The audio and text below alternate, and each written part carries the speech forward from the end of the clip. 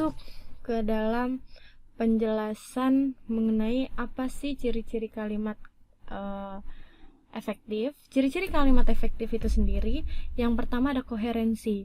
Apa sih koherensi itu?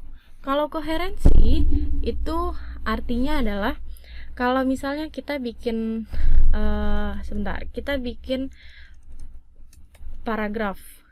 Kalau bikin paragraf temanya tuh buat tentang batik misalnya temanya. Paragrafnya misalnya ada 5 kalimat. Nah, kalimat pertama dibahas tentang motif batik. Kalimat kedua dibahas tentang motif batik. Kalimat 3 juga dibahas tentang motif batik. Begitupun di kalimat 4 juga dibahas tentang motif batik.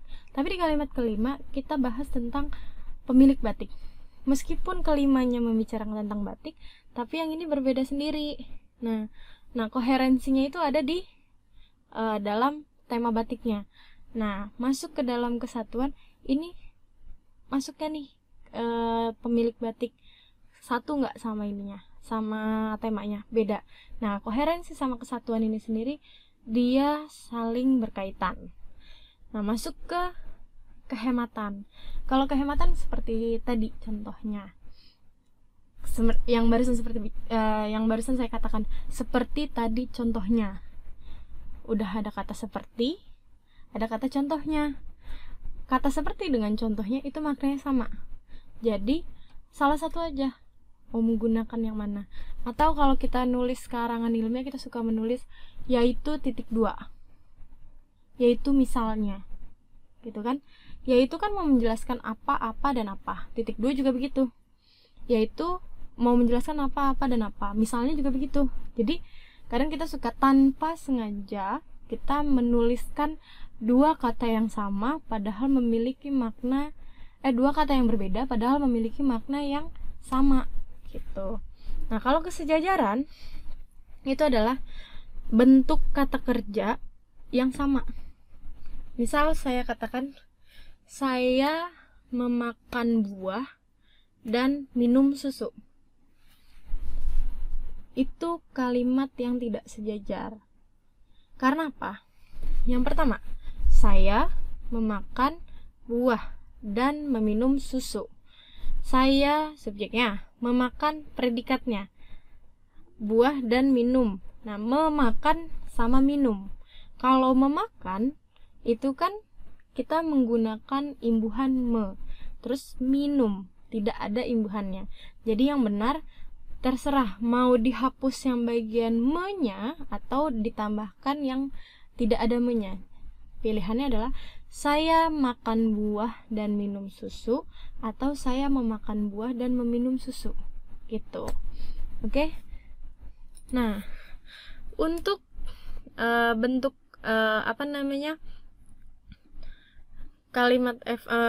ciri-ciri kalimat efektif itu sendiri, yang kelima ada penekanan gagasan pokok.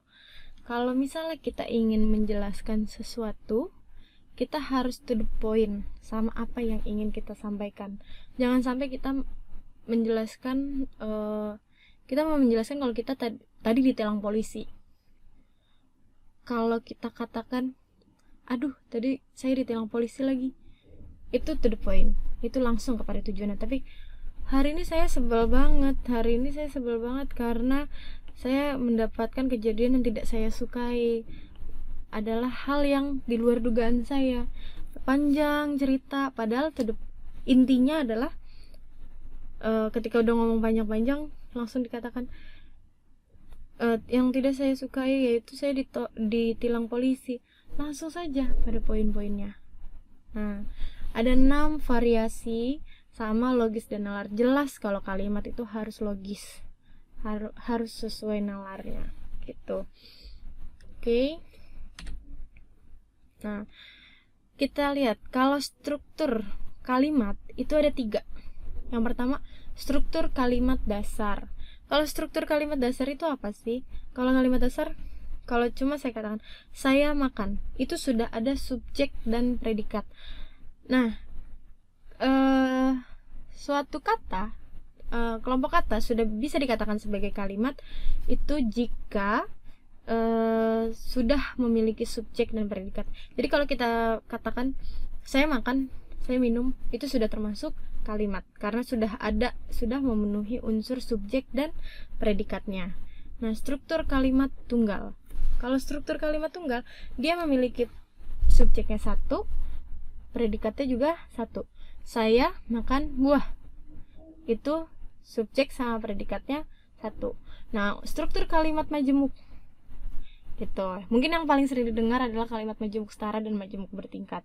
Nah, yang lebih mudahnya untuk dipahami, majemuk setara atau kalimat majemuk itu subjeknya bisa saja satu atau lebih dari satu, tetapi memiliki predikatnya lebih dari satu. Saya makan buah dan minum susu. Itu udah termasuk kalimat majemuk. Karena kita melakukan dua aktivitas yang lebih. Gitu. Nah, terus kita masuk ke dalam kalimat efektif bagian kesepadanan. Nah, sebenarnya kalimat efektif itu sendiri dia memang harus sepadan, paralel, itu sudah dibahas sebelumnya, tegas, hemat, ada lagi cermat, kepaduan, dan kelogisan. Ini semua adalah unsur-unsur kalimat efektif.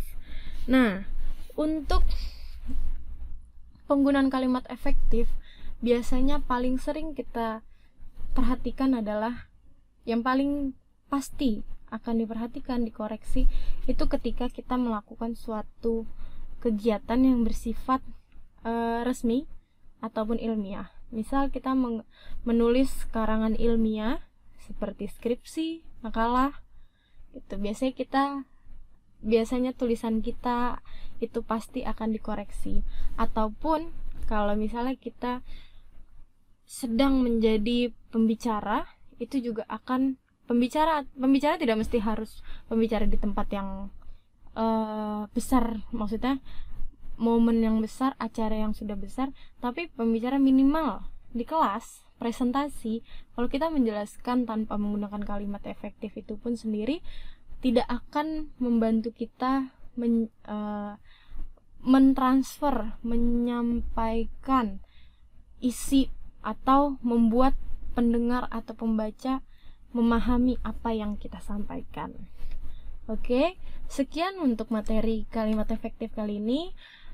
Selebihnya kalian bisa pelajari di modulnya.